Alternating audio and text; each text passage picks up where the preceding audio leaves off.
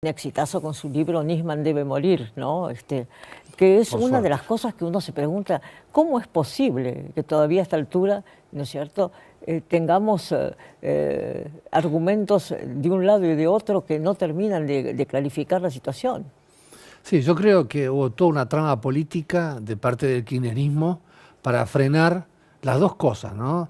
La investigación por la muerte violenta de Nisman y la otra, la que más le preocupa al kirchnerismo, que es la denuncia de Nisman contra la expresidenta Cristina Kirchner por encubrimiento a favor de los iraníes acusados de ser los autores intelectuales del atentado contra la AMIA, ¿no? En el primer caso, ya recordarás, Magdalena, ese 18 de enero del año 2015, cuando Sí. apareció Nisman justo antes de ir a declarar con un balazo en la cabeza. No se entiende cómo la fiscal Fein del Fuero Penal Ordinario retuvo la investigación durante tanto tiempo y ella la direccionó hacia la idea de un suicidio inducido, cuando lo elemental en tribunales es primero investigar el magnicidio. Vos después descartás eventualmente el magnicidio, entonces vas a la otra hipótesis, suicidio inducido, bueno, a ver las comunicaciones. Y la última alternativa es, bueno, vamos a la idea del suicidio, ¿no? Tuvo que intervenir la Corte este año, Magdalena, para sacarlo la causa por la muerte de Nisman y llevarla al fuero penal donde tendría que haber estado desde el principio. Por supuesto. Por supuesto. Además, sabéis que el borrar las huellas, como se hizo y cómo ha quedado además autenticado en las imágenes que se tomaron de la cantidad de gente que entró al departamento, que tocó todo lo que no debía haber tocado, un cadáver que quedó con la puerta entreabierta en el baño, recordarás, la gente iba y venía. En fin, una falta de cuidado con los detalles que no se puede llegar a entender, ¿no? Sí, yo creo que en ese primer procedimiento, en la escena del hecho, sí, en las Torres Le Parc, ver la foto de los pies de la fiscal Fein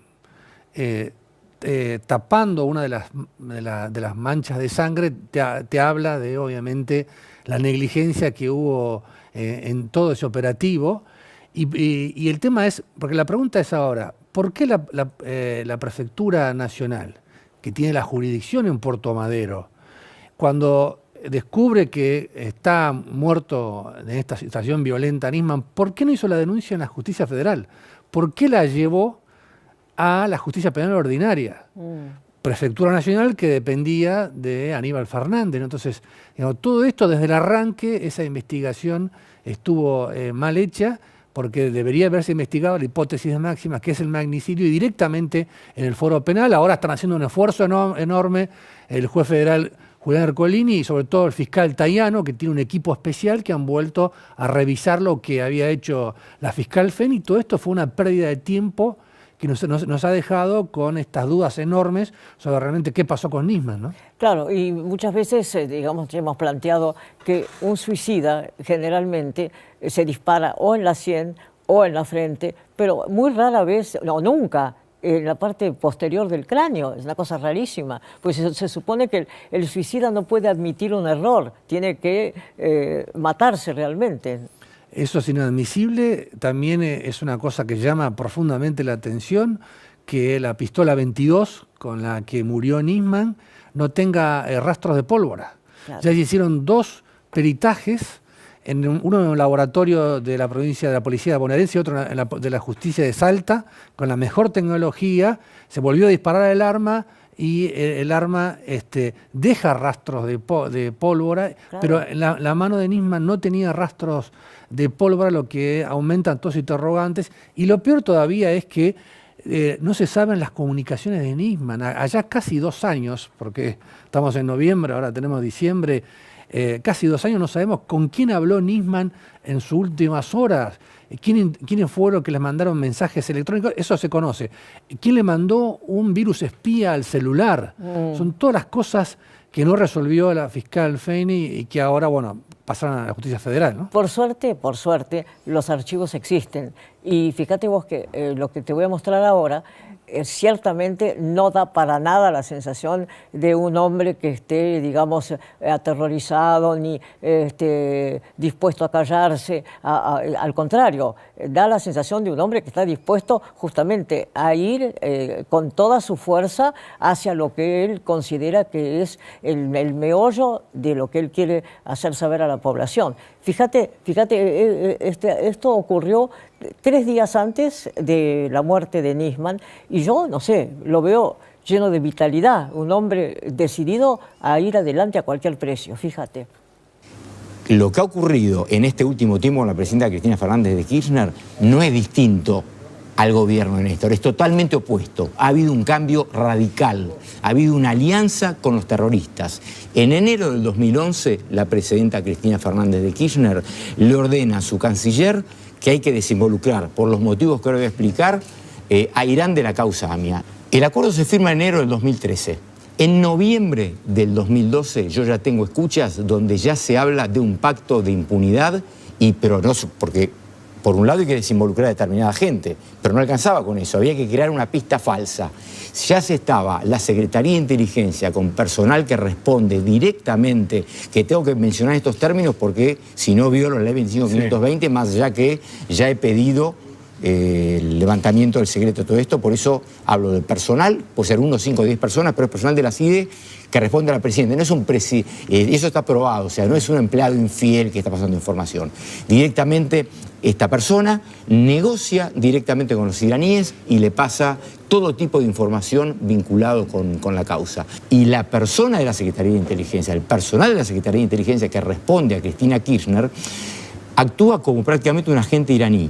Le informa a los iraníes todo lo que ocurre en la causa, los pasos que van a seguir, sabe del expediente más que yo, le informa de lo que yo estoy por hacer, le informa datos personales míos, le informa datos de mi ex esposa que es juez federal, le informa datos de menores. Hay cosas que yo no sabía, que me entero de la causa siendo el fiscal que maneja la Secretaría de Inteligencia, que depende de la Presidencia de la Nación y que debe informar al fiscal de esta manera. Se ríen del fiscal. El fiscal va a quedar patas al norte cuando vea esta nueva hipótesis que le metemos. Va a tener que renunciar. Nos vamos a sacar a este ruso de encima. Por decir algunos términos. Todo eso decían agentes de la Secretaría de Inteligencia. Estamos hablando de agentes y que responden directamente a la presidenta, que está absolutamente probado. Bueno, justamente este tramo de A Dos Voces, ¿no es cierto?, el programa de TN, vos estabas en ese programa y no es para nada la actitud de un hombre vencido por las circunstancias, dispuesto a suicidarse, absolutamente. No, se lo veía realmente con mucha energía. Él estaba preparando la ampliación de su denuncia que iba a presentar el lunes ante el Congreso y ahora nos vamos enterando de otras cosas que son muy importantes y que todo esto nos va a llevar al 19 de diciembre, que va a ser el clave, porque la Cámara Nacional de Casación Penal finalmente, y después de trabas y de jugadas y de maniobras kirchneristas, va a ordenar que se investigue la denuncia que recién estaba hablando Nisman contra la expresidenta Cristina Kirchner. Hay cosas nuevas que se han conocido en estas últimas semanas, Magdalena, como por ejemplo Estiuso. Cuando Estiuso declara ante la jueza Palmagini, él dice que le llegó la orden a través de Zanini que debían de dejar de la CIDE, debía dejar de investigar la pista iraní. Y eso es un delito porque Estiuso estaba con Nisman como auxiliar de la justicia. Entonces no puede el Poder Ejecutivo darle órdenes a la CIDE, como si un juez ordena un allanamiento y le llaman desde el Ministerio del Interior, no allanen la casa de Santoro, no. Si el juez ordena un allanamiento a una policía, lo tienen que cumplir, ¿no? Entonces hay un montón de cosas nuevas. Otra cosa que la consejera legal de la Cancillería, Susana Ruiz Ceruti, no firmó, no hizo un estudio jurídico previo de ese famoso pacto con Irán, que después, por la misma Cámara Nacional de Casación Penal, fue declarado inconstitucional. El audio que yo presenté en mi libro de Nisman debe morir y que abrió otra causa, que es una causa que está caratulada como traición a la patria, donde Timerman mismo, en el año 2012, le dice a dirigentes de la comunidad judía, la bomba la pusieron los iraníes. Entonces, si la bomba la pusieron los iraníes, ¿por qué querés negociar? Lo digo con dolor, ¿no? Sí. Querés negociar con los iraníes y vos estás convencido de eso. ¿Cuál es tu actitud cínica para llevar eso? Todos esos elementos son importantes y la Cámara Nacional de Casación Penal, por los votos de Borinsky y Hornos, conociendo la sentencia de estos jueces, ¿qué es lo que puede pasar ahora? Que además de ordenar que se reabra, que se desarchive ese archivo que le metió el juez Rafecas, que lo corra Rafecas. Porque Rafecas está convencido que no hubo delito, entonces no hay que investigar. Perdón, ¿sobre qué base está convencido? Bueno, porque él dice que firmar un pacto internacional es una facultad que corresponde al Poder Ejecutivo Nacional, que de las escuchas no surge ningún delito. Estamos hablando de 600 horas de escucha sobre el teléfono de Yusuf Khalil, que era el referente iraní, que hablaba directamente con Moshe Rabani. ¿Quién era Moshe Rabani? Claro. Es el ex agregado cultural de la Embajada de Irán aquí en Buenos Aires, que está acusado de ser el principal autor ideológico del atentado contra la AMIA. Es como si Obama, cuando ordenó capturar a Osama Bin Laden, alguien del Partido Demócrata se iba a reunir con Osama Bin Laden, ¿no? Sí. Entonces, además, vos recordarás que Moshe Rabani, ¿no es cierto?, queda en Buenos Aires después del atentado a la AMIA, tranquilamente caminando por la calle. él fue nombrado, él era una autoridad religiosa Sí. Iraní, y unos meses antes se le dio estatus diplomático, por eso no pudieron tocar, y cuando fue llamado a indagatoria lo sacaron del país junto con otros diplomáticos, y es él, el mismo Nisman dice que él había creado toda una red de inteligencia, pagándole, por ejemplo, hay cosas que hay que investigar. En la denuncia de Nisman dice que Irán le pagaba a Esteche de Quebracho. Entonces, digamos, hay otros delitos menores, más allá del encubrimiento, se habla de armas, hay un montón de cosas que la sociedad argentina merece que se le dé una respuesta, ¿no? Por supuesto, pero digamos, para redondear, vos a esta altura de este primer año de mandato, ¿no es cierto?, macrista, ¿sos optimista en cuanto a que este caso va a seguir adelante? Yo creo que fue muy importante que Macri primero decidió levantar el secreto de todos los espías que intervinieron en esto. Después decidió que el gobierno argentino no fuera querellante en contra de la declaración de la inconstitucionalidad del pacto con Irán.